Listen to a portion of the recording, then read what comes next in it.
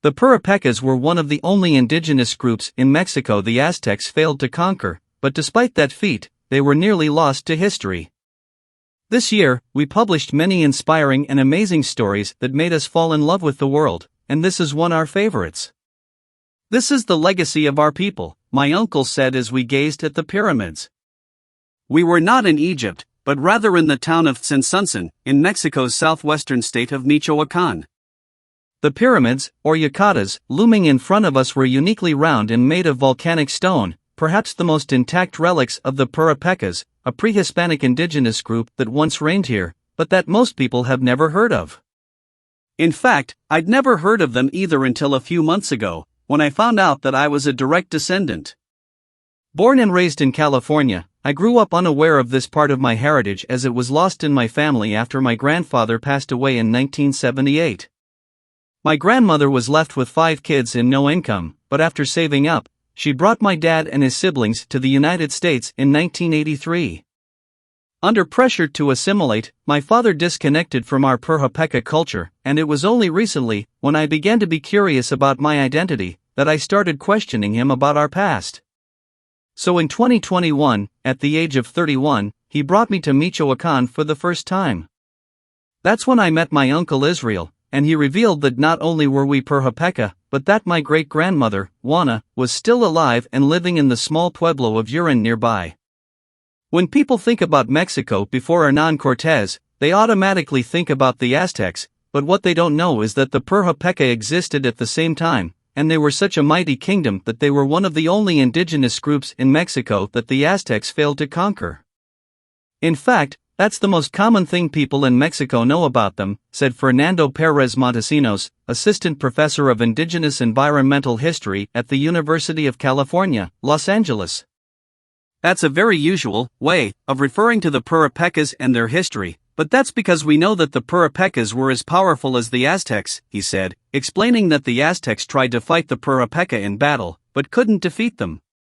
Standing tall and strong at 4 feet 10 inches, about 1.4 m, my Puripeca great-grandmother is an elder of the community and lives in a weathered building made of cement walls and humble commodities. She can speak the endangered language, which is a fading trait in a country where Spanish is the official language. Out of Mexico's estimated population of 128.9 million, 124.8 million are native Spanish speakers, whereas only 175,000 speak Puripeca, and they all live in the state of Michoacán. Chatting in Juana's kitchen, I took in everything I could: how she cooks without electricity or a stove, her rows of dishes made from barro, red terracotta clay, and the deep stone pit in the middle of the room where she was preparing a huge pot of nixtamal, corn kernels processed in a specialized way to make tortillas de maíz. Excited about the new knowledge of my ancestry, I asked her where I could go to learn more about my Puripeca heritage. She stirred the food and gave my uncle a look of authority as she told him in Spanish, "Take her to Pátzcuaro." A day later, we were in the Lake Pátzcuaro basin, me, my uncle, aunts and cousins, staring in awe at these monuments that our ancestors had built to honor deities like their sun god, Kakrruk. Between the 14th and early 16th centuries, the Puripecas dominated western Mexico with an estimated population of more than 1 million. Tzintzuntzin was their capital, where the Ayarcha, or ruler, lived. The Aztecs, meanwhile, ruled in central Mexico, and the Puripeca Empire prevented them from amassing territory to the north and west. According to José Aguilera Lara, a geographer and researcher at the National Autonomous University of Mexico, the yucatas of Tzintzuntzin, the place of hummingbirds, are the best preserved pyramidal structures in the region.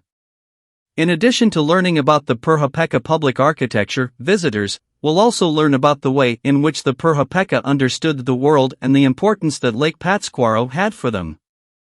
The empire chose this area for a reason. The basin is home to a colossal lake with several habitable islands, plentiful fish, and a surrounding landscape lush with mountains blanketed in pine trees. The area is so spectacular that the Puripecas believed the lake was a gateway to heaven.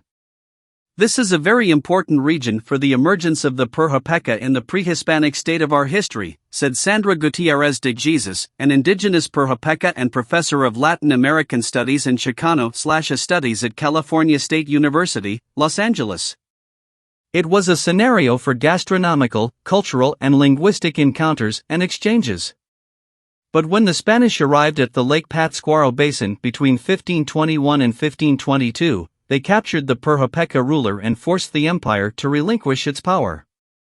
Still, as Pérez Montesinos explained, historians consider this transition more peaceful than the siege of the Aztecs. The Purhopeka people were given more autonomy than their Aztec counterparts, and Purhopeka elites continued to have influence and authority over the region. Nothing could be done without the permission or allowance of Purhopeka elites, Pérez Montesinos said. The traditional way to see things is that the Spaniards came and did as they pleased, but what we know now is that the Spaniards always had to ask and negotiate with Purhopeka elites in order to remain themselves on top. The traditional way to see things is that the Spaniards came and did as they pleased, but what we know now is that the Spaniards always had to ask and negotiate with Purhopeka elites in order to remain themselves on top. One example he gives is the Basilica de Nuestra Señora de la Salud, constructed in Pátzcuaro around 1540. The conventional knowledge is that Bishop Vasco de Quiroga built that cathedral, but it was built by Purhopeka hands, said Pérez Montesinos. He explained that the Spanish did not have to use forced labor to construct the cathedral, as the Purhopeka community agreed to collaborate and lend their physical labor. There is this very dominant narrative of trying to downplay the achievements of the everyday Purhopeka folks by highlighting how it was the Spanish friars who taught them how to make these artisanal works, but in the face of very daunting challenges, the Purhopeka incorporated new things into their lives to make something original, he said. As we traveled around the state, I started to see Purhopeka touches in the architecture. Since Michoacán is rich with oak and pine trees, the Purhopeka Empire became known for its expertise in wood constructions. Their most notable buildings were traditional wooden houses called trojas. After colonization, the Purhopeka people incorporated their craftsmanship into the Spanish colonial infrastructure that stands today throughout Michoacán. Since the Purhopeka were able to maintain so much autonomy, the three administrative centers of their power, Sinsunsan, Pátzcuaro, and Iguatzio, remained economic hubs during the colonization era. I lived in Pátzcuaro during my childhood and it's the most beautiful place to visit for Purhopeka history. There's no other place like it, my uncle told me. When we arrived at the town's Plaza Grande, a celebration of Purhopeka culture was on full display, as is the custom every weekend in Pátzcuaro. Teenage boys performed a traditional dance called Danza de los Viejitos, Dance of the Elderly. They were dressed in white, with colorful handmade serapes and straw-like hats that were covered in vibrant rainbow ribbons. They dawdled with canes and donned uncanny masks of elderly men before breaking into a style of Mexican tap dancing called zapateado.